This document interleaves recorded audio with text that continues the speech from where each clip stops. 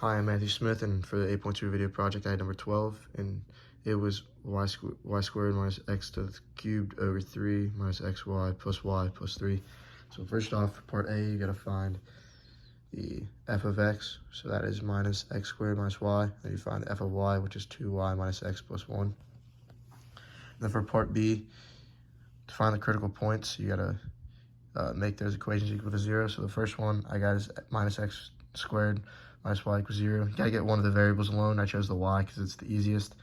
And when you do that, you do the algebra and you get y equals minus x squared. And then for that, you gotta plug in the y in the f of y equation, where you gotta plug y in the f of y equation where there's a y, so it's 2 minus x squared plus x plus 1 equals 0. So then I put that in solver, found x equals 0.5, and then x equals -1.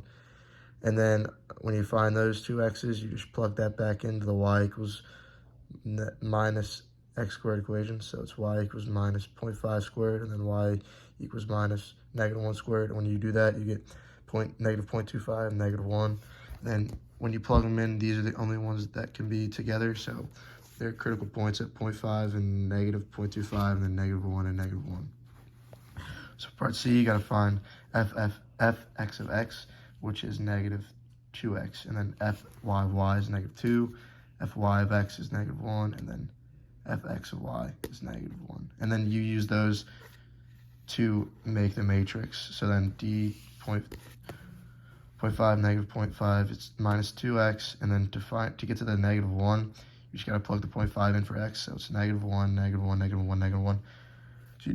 So you do -1 times 2 minus -1 times -1, which is -2 minus 1, which equals -3.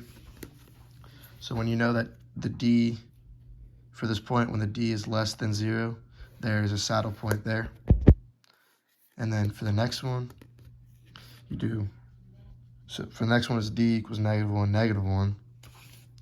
And so for that one, you do the same thing. It's -2x, -1, -1, 2. You get those from these equations right here. And then for this one, you plug in the x variable, which is x number, which is -1. So -2 minus -1 equals 2. So you do 2 times 2 minus -1 times -1, which goes out to simplifies to 4 minus 1, which equals 3. And then when the d is a positive number, you got to go to the f of x, which is 2 in this case. And then if the f of x is positive, then that means there's a relative min. So right here, we know that there's a relative min.